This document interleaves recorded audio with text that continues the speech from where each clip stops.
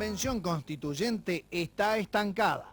Mañana se debe votar la reforma constitucional y el debate está demorado en la polémica cláusula transitoria que establece la caducidad de mandatos de legisladores y el cronograma electoral para votar la nueva legislatura el próximo 14 de octubre, hecho objetado por el Tribunal Superior de Justicia.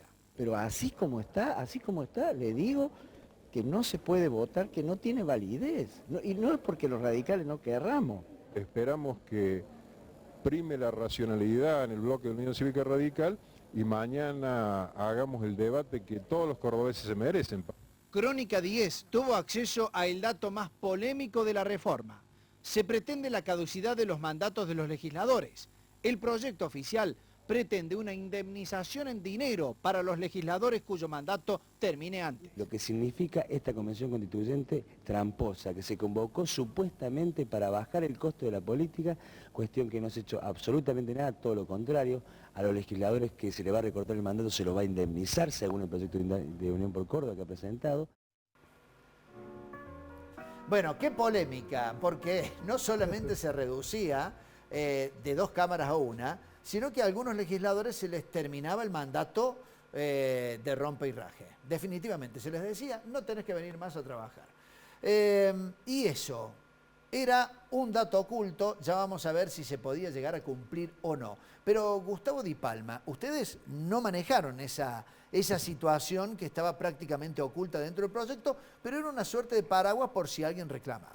Sí, la verdad es que estábamos todos acá en la pausa tratando de hacer memoria de ese dato. Como bien nos mostrabas en el informe, eran unas líneas ahí perdidas, digamos.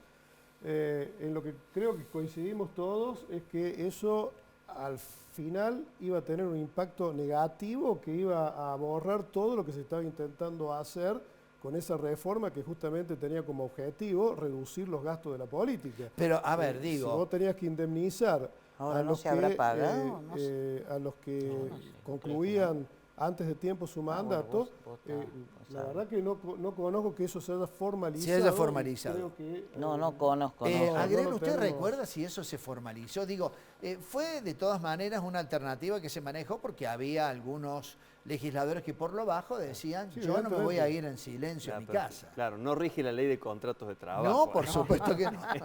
Sí, pero vos eras legislador. Claro. ¿Pero terminabas el mandato vos o te lo cortaron? Se cortó a mitad de mandato. Claro. Entonces, la cuestión es más bien la discusión era más bien política o institucional que una ley o una discusión sobre una indemnización por despido. Pero está bien, ahí en el informe el texto decía reparación pecuniaria. Claro. Es decir, quien se sintiere, se ve que se dejó abierta, estoy tratando de hacer un ejercicio de memoria, ¿no? Después.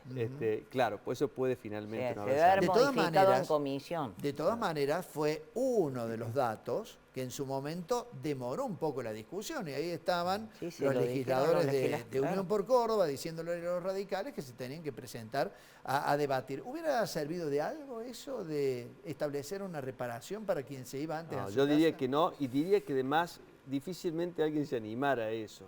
Había un clima en la época que era muy severo, muy delicado contra el ejercicio de la función política, y entonces creo que, además de que creo que no lo hubieran ganado, porque como digo, no existe una relación de dependencia laboral, de sujeción propia de una ley de contratos de trabajo, sino que existe una representación política. Quizás lo que dice Laura también hubiera sido una cosa atinada en ese momento, se hizo de otro modo, que es haber esperado el vencimiento de esos mandatos para iniciar el recambio, digamos. El recambio.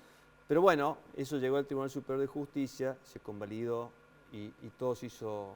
Claro, ahí lo más serio, Julio, fue el final abrupto de un mandato por voluntad popular. Claro. Es decir, hubo un mandato de la ciudadanía de Córdoba para que un grupo de legisladores cumpliera 4 años, y en este caso una decisión política llevó al acortamiento abrupto. De todas maneras, eso es lo más serio. Esto yo lo voy a comentar de paso, muchos políticos en estos tiempos están desempeñando un determinado cargo y van por aspiraciones en otro sentido y solamente han cumplido dos de una primera etapa y ya se lanzan para otra candidatura. O menos. De hecho, Cámara fue elegido vicegobernador y ahí nomás fue candidato a intendente. Sí, claro. Bueno. Ni siquiera había, no sé si asumió o no asumió. Y en la actualidad también hay diputados que se han presentado a la candidatura de intendente en todos los partidos. Cámara todos. había ganado una interna de Unión por Córdoba para ser intendente. Luego fue candidato Menem se comunicó con De la Sota todavía no tenía claro si iba a ganar, y Menem le dijo, ponelo a Germán como vicegobernador. Y fue vicegobernador, candidato a vicegobernador. Y luego con esa interna que había ganado antes, para la intendencia, se presentó a las elecciones municipales.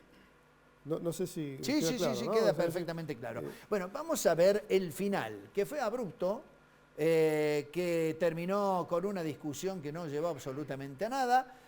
Vamos a ver de qué manera se aprobaba en esta constituyente la reducción de la legislatura, convirtiéndola en la unicameral que hoy conocemos.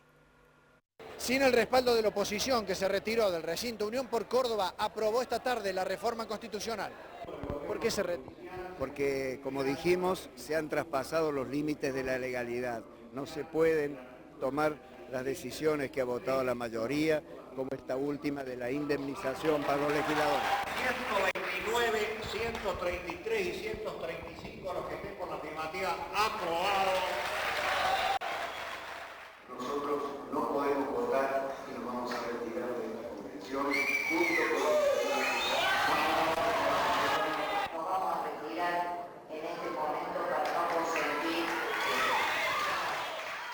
En la Constitución reformada quedó aprobada la polémica cláusula transitoria que, según anticiparon el Frepaso y el radicalismo, los llevará nuevamente a la justicia, que hoy había dado por tierra con una presentación efectuada por el Partido Socialista Popular.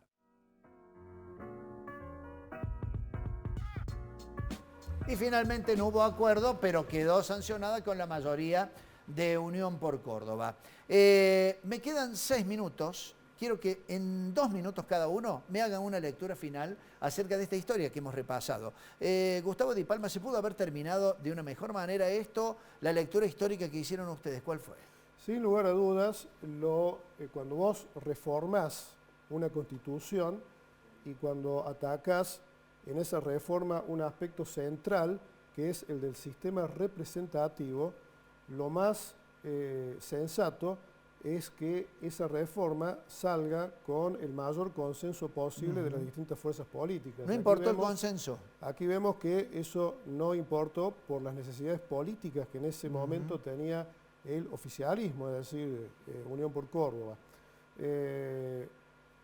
Bueno, la legislatura unicameral finalmente salió, comenzó a funcionar con sus pros y sus contras.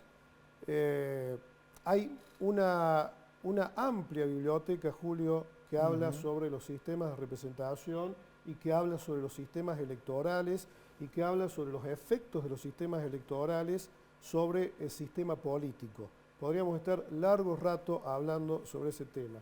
Creo que el caso de la legislatura unicameral de Córdoba es un interesantísimo caso testigo sobre el que también otros investigadores colegas del Centro de Estudios Avanzados han trabajado en su momento y que, tratan de determinar cuáles son los aspectos positivos y negativos que ha tenido, en definitiva, esta reforma del sistema de representación en la provincia de Córdoba. A mi juicio, si vos me preguntás qué es lo que yo veo que ha pasado a partir de ese momento hasta aquí, bueno, lo que hemos tenido en Córdoba es la consolidación de un sistema de coalición predominante.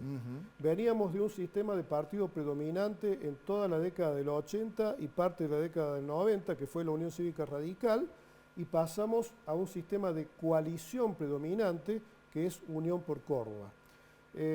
Cuando vos tenés un clima que a través del sistema electoral provoca mayorías en una legislatura unicameral, evidentemente tenés la posibilidad de que esa legislatura unicameral se termine convirtiendo en una escribanía. Pero en ciencia política no hay nada exacto, no es una ciencia exacta, y pueden ocurrir eventos políticos como el que hemos tenido hace un mes atrás, que provoca una corriente diferente a las que has venido teniendo en los últimos 20 años y termina generando este reequilibrio, esta reconfiguración de la legislatura y esta paridad de fuerzas que, bueno, ahora vamos a ver este experimento es una experiencia nueva. Es una experiencia nueva y muy positiva. Lo armó la gente. Bien. Lo armó la gente. Bien, No, para el final, me queda muy poquito tiempo. Un minuto para Laura y para Rodrigo. Esta reforma, a pesar de las críticas que hice en su momento,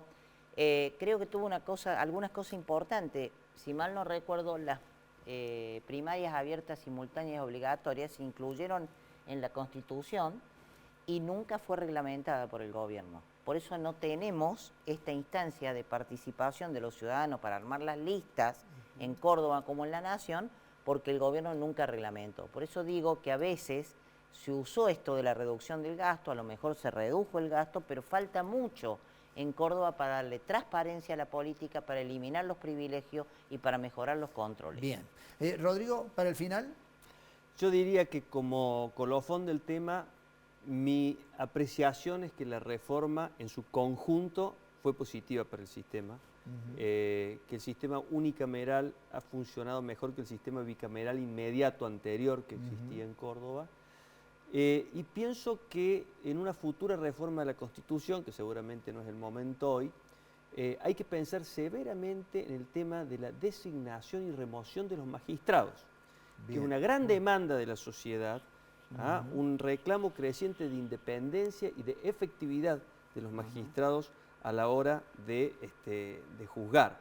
Y entonces en ese sentido creo que hay que tener la mirada bien puesta en estas nuevas demandas de la sociedad, porque indudablemente el poder político permanentemente está intentando de algún modo cooptar al sistema judicial y el sistema que tenemos en Córdoba evidentemente ya empezó a mostrar sus grietas en ese sentido. Bien, lo cual seguramente va a tener que ser, como bien decía un hombre como Rodrigo Agrelo, que es especialista también en la cuestión del derecho, una mirada interesante acerca de designación de jueces y el desempeño de los jueces. Bueno, hay un tribunal de enjuiciamiento, ¿no? Pero no es suficiente. Dicen que no es suficiente. Eso va a ser motivo de otro capítulo y capaz que en una de esas los podamos invitar. Bueno. A los tres, muchas gracias. Bien, muy amable. Rodrigo Agrelo, Laura Sesma y Gustavo Di Palma, que nos han acompañado. Vamos a la última pausa, ya volvemos para el final.